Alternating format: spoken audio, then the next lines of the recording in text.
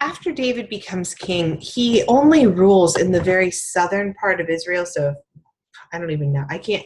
I like to do the drawing on the screen, but then it becomes too cumbersome. So, hey, let's pretend that my cup is Israel, right? So he's only ruling over this little part where the water is, and he wants to have much more control. And so what he decides to do is take over a city in the very center of Israel, and that city is called Jerusalem, and the Jebusites live there, and they are not Israelites. And so he takes over the city of Jerusalem right in the middle, and in this way, he gets to rule both the south and he gets control of the north, which is being ruled by another one of Saul's sons at this time. But he kind of, when we start 2 Samuel, David has consolidated his power and he's taken over Jerusalem, and he does something really important after he takes over Jerusalem. Right here I have that he rules from Hebron, which is in the south. That's why my water cup had just the little bit of water in the bottom. He rules from Hebron in Judah for 7 years. And then after 7 years, he goes up and he defeats the Jebusites that are living in Jerusalem, and he takes over Jerusalem and he moves the capital there. And in that way, he consolidates power and makes sure that he has power over all of Israel rather than just the little southern part.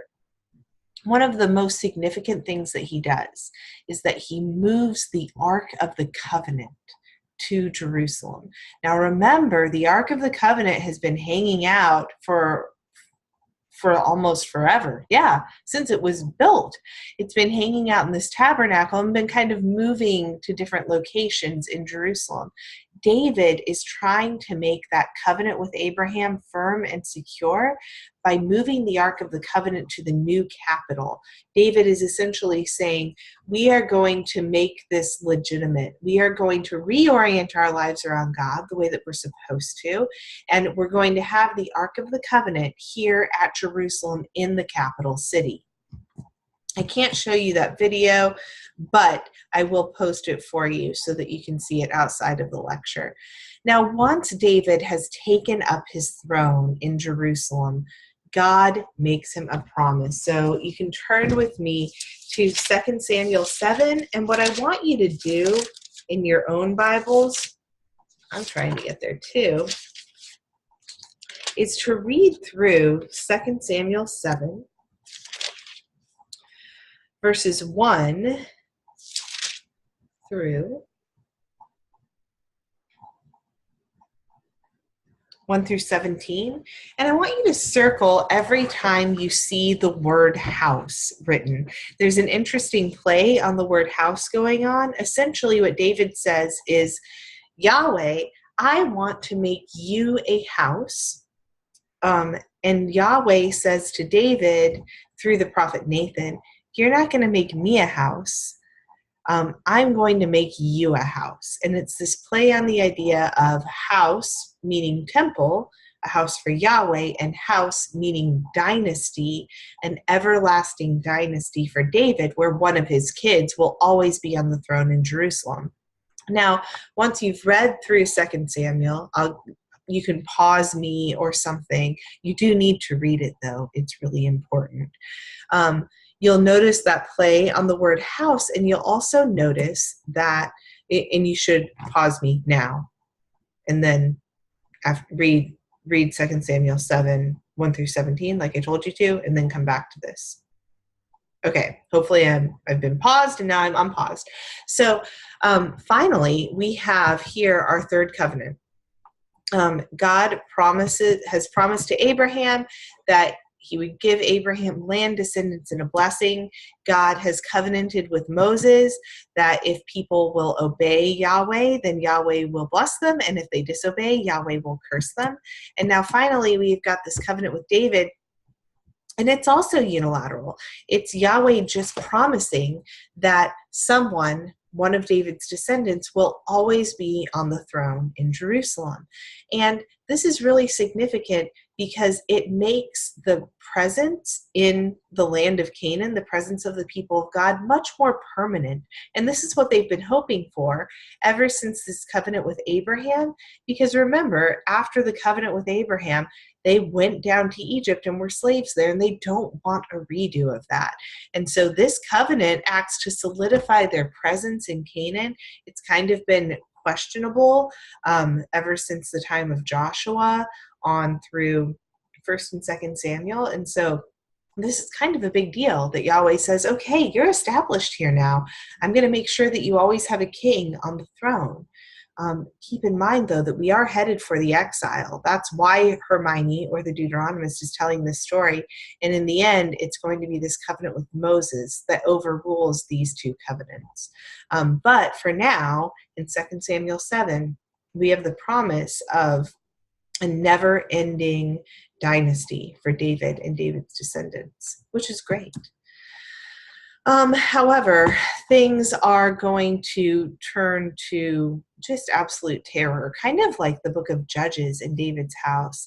David, for his part, is going to stop being the king that Hannah prayed for. He's going to stop caring for the least of these, stop looking out for their best interest. And we find out that David stays home from battle one day when he's supposed to go into battle. And instead of going into battle, he hangs out on his rooftop and he scopes out ladies. He's standing up on his rooftop and he looks out and he sees a woman taking a bath. She's washing herself after her period. This is something that people would do in an open courtyard with walls around them. So the only way you could see them was from up above. And David happens to see this woman taking a bath, and her name, helpfully, is Bathsheba. And he sends for Bathsheba, and he has men bring her to him, and he has sex with her. He stands up on his roof, he sees something that he likes, and he sends for it, and he takes it. And he finds out through the course of this relationship, even before he has sex with her, he finds out that she's the wife of Uriah. And Uriah was one of those 600 men that he ran around with, that he was a mercenary soldier with, while he was running from Saul. So he knows her husband. And in fact, they're pretty good friends. After this whole event, there's a prophecy to David. This whole event is recorded in 2 Samuel 11 in your Bible, the David and Bathsheba thing. And in chapter 12, we get a prophecy from the prophet Nathan. You should write this down. Nathan the prophet comes to David and says, David, because you did this thing, because you slept with Bathsheba and you tried to cover it up. I should mention that. David gets Bathsheba pregnant. And when she lets him know, hey, you got me pregnant and my husband's off at war, he sends for Uriah, he brings him home, and he tries to get Uriah to sleep with Bathsheba to make it look like, this is kind of like a telenovela or a soap opera or something. He tries to get Uriah to sleep with Bathsheba so it looks like the kid is his, but Uriah won't do it because he feels so badly that he has deserted his soldiers in battle. He doesn't want to seek the comfort of his wife. And so finally, David feels as though the only answer to this is to have Uriah killed. So David sends Uriah back into battle with instructions that when the fighting is at its fiercest, that the rest of Uriah's line should draw back from, or the rest of the army should draw back from the front line that Uriah is on and allow all of those men to be killed. And Uriah is killed in that way. So David becomes not only a rapist, raping another man's wife, but also a murderer, because he has Uriah killed and all of the men that are on Uriah's line. David has ceased to be the kind of king that cares for the poor and the needy. He is now this bloated, egotistical, ruthless kind of character. And it's very troubling. And after Nathan the prophet finds out about this, he confronts David and he says, David, what you did in secret will be done to you in broad daylight. What you have done in secret with sleeping with Bathsheba will be done to you in broad daylight, and the sword will never depart from your household. The stories that follow this are really sad stories. The first one we have here is the story of Amnon and Tamar. And this is Amnon, and this is his half-sister Tamar. Amnon develops a crush on his half-sister, and so he lures her to his bedchamber and he rapes her. And when Amnon's brother hears about this, Amnon's brother is Absalom. Absalom comes and kills Amnon. So the sword has been introduced to David's household. And one of David's firstborn son, Amnon, is now dead.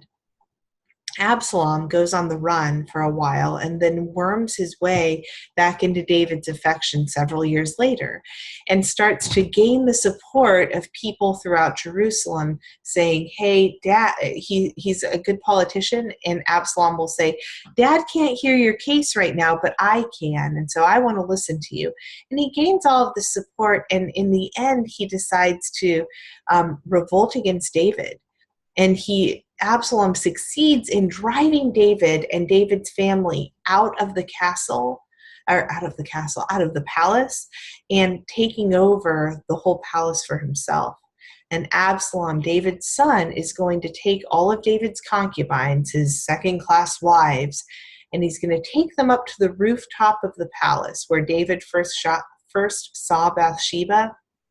And Absalom is going to rape all of those women there. He's going to sleep with all of them on the roof so that what David did in secret, just like Nathan said, is done to him in broad daylight. David in secret slept with another man's wife, and Absalom in broad daylight is going to sleep with David's wives. So this is a really discouraging and sad ending to this narrative that you thought, oh man, this is going to go well. And this whole narrative would be considered the court history. Somebody else, after David's death, brings together the story of David's life and David's time as king and brings it all together and tells it in this way. Absalom's revolt is eventually put down, and David goes back and takes over the palace once again. But David is reduced in power at this point, and the way that this whole narrative from 1st to 2nd Samuel ends is with David old and dying and looking for a successor. So in our next lecture, we'll find out who David's successor will be, and what we're going to find through the course of all of these different kings of Israel. While we may have hoped that they would be better than the judges, that they would help focus Israel's life on Yahweh, they actually failed to do so. And some of them are going to be better than others. David started out really well, and he ended really terribly. But we'll find out what the other kings of Israel have in store. But remember that your Deuteronomist, Hermione, is weaving this story to help you understand why the people of God ended up in exile. And all of this stuff with the sword never departing from David's household, and what you did in secret will be done in broad daylight, all of that stuff kind of moves towards that end, that the monarchy is flawed. And so, yeah, hopefully that's coming across to you. We thought we could do better than the judges, but it doesn't seem to be the case. The whole idea of, in those days, there was no king in Israel has been met with, well, there's a king, but stuff is still happening as if there's not. So we'll find out who David's successor is in the next lecture.